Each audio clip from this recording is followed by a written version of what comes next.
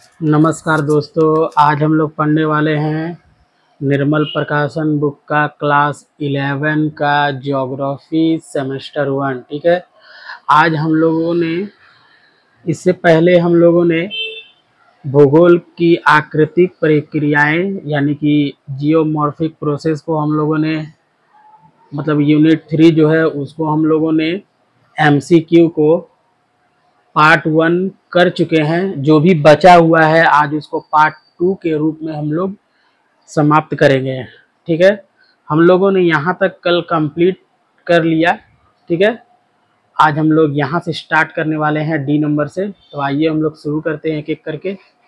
तो देखिए, D number में दिए गए विकल्पों में सही विकल्प चुनकर खाली स्थान पे भरिए। तो आइए हम लोग एक एक करके करते हैं। तो नंबर 1 क्वेश्चन है जो उसमें लिखा हुआ है कि ज्वालामुखी नली का ऊपरी विस्तृत भाग डैश कहलाता है। ठीक है, तो ज्वालामुखी का जो नली होता है उसका ऊपरी विस्तारित भाग को हम लोग क्रेटर के नाम से जानते हैं। और जब क्रेटर का विस्तारित रूप हो जाता है तो उसको हम लोग काल्डेरा के नाम से जानते हैं। अगर क्रेटर बड़ा हो जाए तो वो काल्डेरा कहलाता है। ठीक है, तो ज्वालामुखी नली का ऊपरी विस्तृत भाग क्या कहलाता है? तो क्रेटर। ठीक है, जो ज्वालामुखी नली का ऊपरी बड़ा भाग है उसको हम लोग क्रेटर करते हैं और क्रेटर का बड़ा भाग काल्डेरा कहलाता है। ठीक है, आइए उसको हम लोग देखते हैं। तो देखिए, क्वेश्चन नंबर 2 है यहाँ पर कि डैश क्रेटर का विस्तृत रूप है तो काल्डेरा है। ठीक है, क्रेटर का बड़ा रूप क्या है? काल्डेरा है। ठीक है, तो यहाँ काल्डेरा हो जाएगा। ठीक है, इससे पहले हम लोगों ने पढ़ा क्रेटर के बारे में। देखिए, क्रेटर हो जाएगा यहाँ पे। क्लियर है? नली का बड़ा रूप होता है क्रेटर और क्रेटर का बड़ा रूप होता है काल्डेरा। यहाँ तक समझ में आए? काल्डेरा माने कढ़ाई जैसा आकृति हो जाता है उसका। उसके बाद देखिए 3 नंबर में डैश विश्व का सबसे ऊंचा ज्वालामुखी पर्वत है। तो क्या हो जाएगा हमारा आंसर? इक्वाडोर का कोटोपैक्सी। ठीक है, यहाँ तक क्लियर है? तो चौथा नंबर में डैश एक प्रमुख ज्वालामुखी है तो इटली का विसुवियस। ठीक, उसके बाद देखिए 5वां नंबर है हमारा कि 5वां नंबर में है कि बेसाल्टिक लावा सबसे गर्म लावा है जिसका तापक्रम होता है। तो देखिए, जिसका तापक्रम होता है वो 1000 से 1200 होगा। यहाँ पे मिसप्रिंट है। ठीक है, या 1000 से 1200 होगा। ठीक है, 1000 डिग्री से 1200 डिग्री सेंटीग्रेड। ठीक है, उसके बाद देखिए 6 नंबर में है कि डैश एवं शंकु विश्व के सबसे ऊंचे व विस्तृत शंकु है तो कंपोजिट शंकु। ठीक है, कंपोजिट शंकु हो जाएगा। उसके बाद देखिए 7 नंबर डैश का निर्माण ज्वालामुखी नली में मैग्मा के जमे एवं शंकु के अपरदन से होता है। तो हमारा आंसर हो जाएगा स्टॉक का निर्माण ज्वालामुखी नली में मैग्मा के जमे एवं शंकु के अपरदन से होता है। यहाँ तक क्लियर है? उसके बाद देखिए 8 नंबर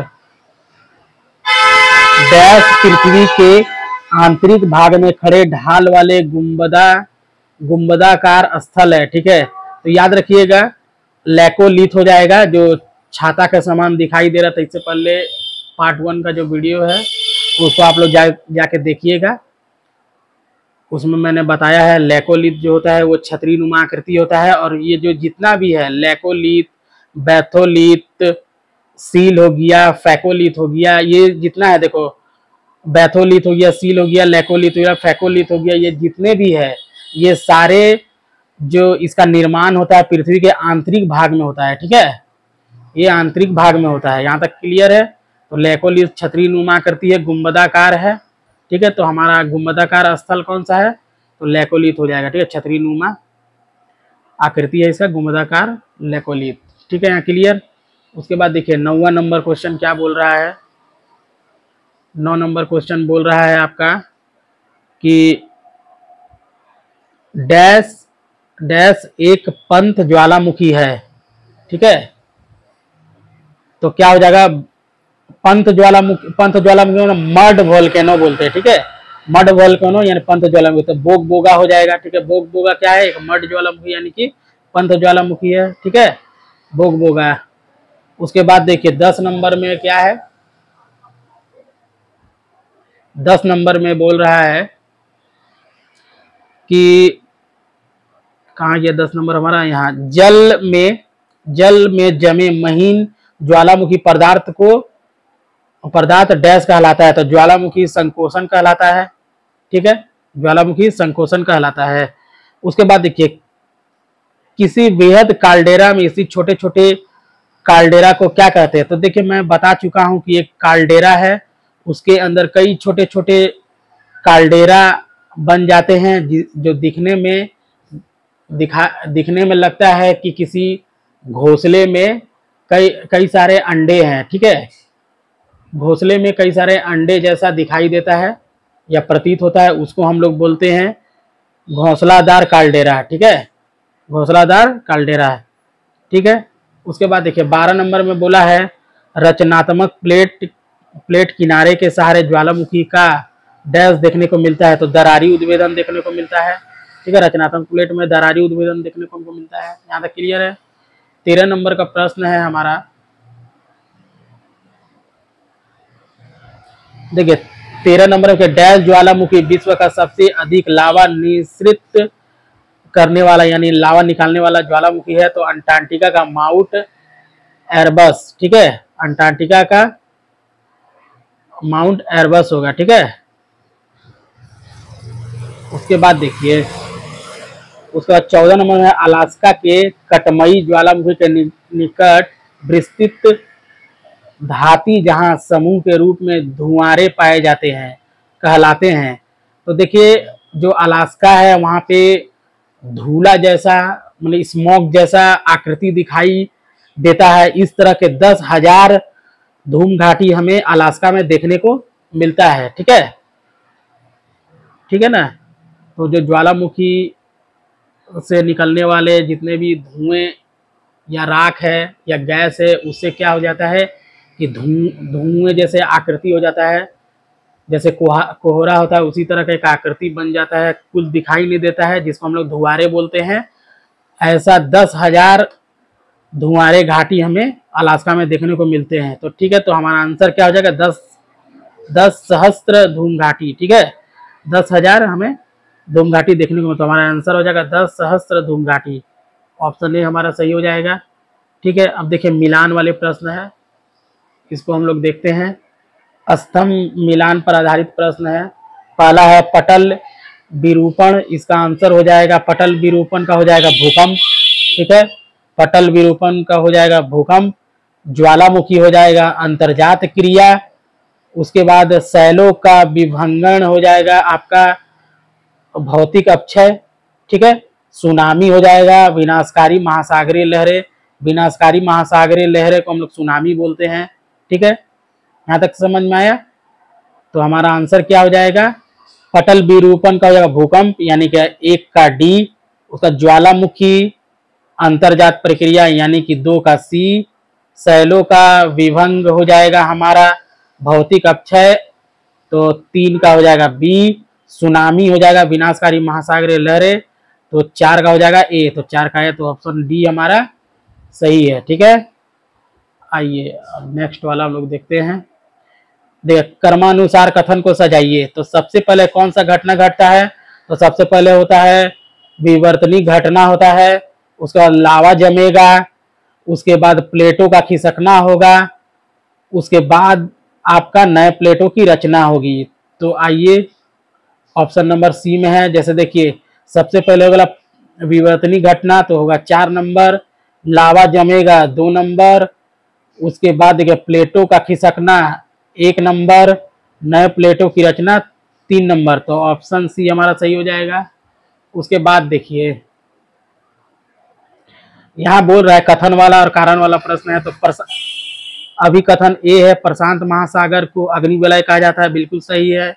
प्रशांत महासागर को रिंग ऑफ फायर के नाम से भी हम लोग जानते हैं। क्यों रिंग ऑफ फायर? देखिए ये प्रशांत महासागर है मान लीजिए, ठीक है।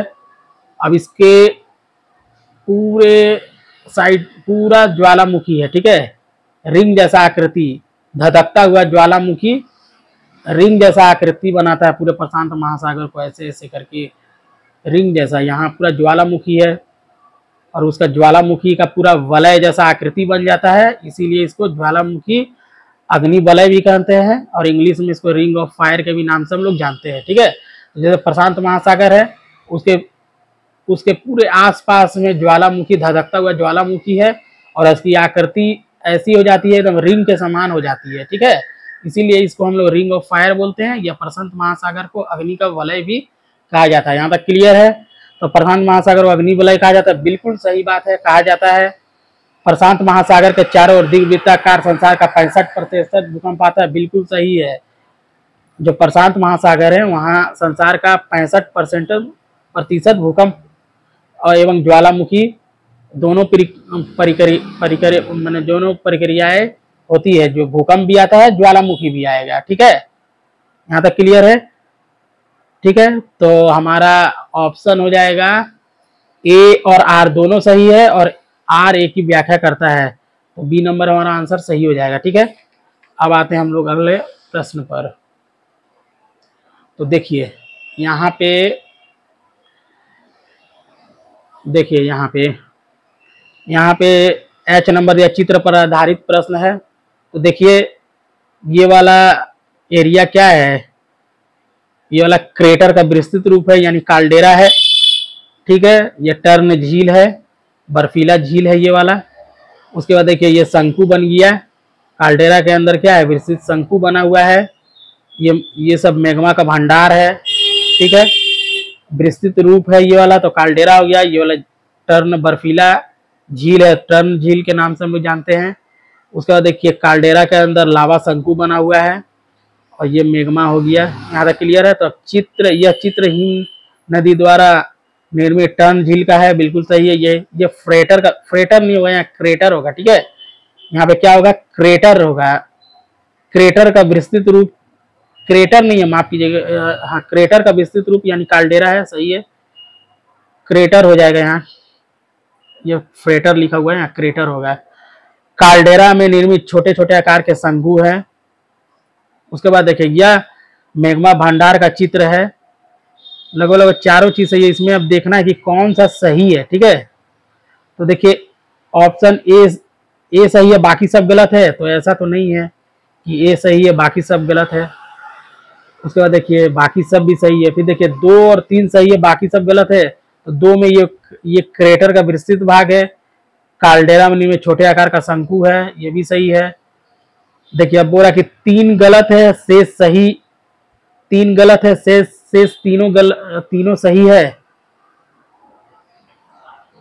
तो यहाँ ये भी नहीं मिल रहा है। आखिर प्रश्न में पूछ क्या रहा है कि प्रस्तुति में पूछ रहा है आपका। उसके बाद देखिए चौथा नंबर में है कि 4 गलत है, बाकी सब सही है। तो देखिए हमारा यहाँ पे 2 भी सही है और 3 भी सही है, ठीक है, ठीक है।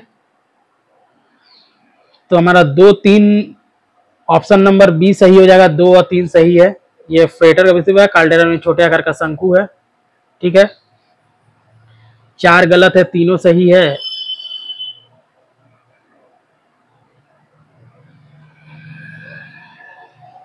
समझ में नहीं है, यहाँ तो अजीब ही प्रश्न पूछा है।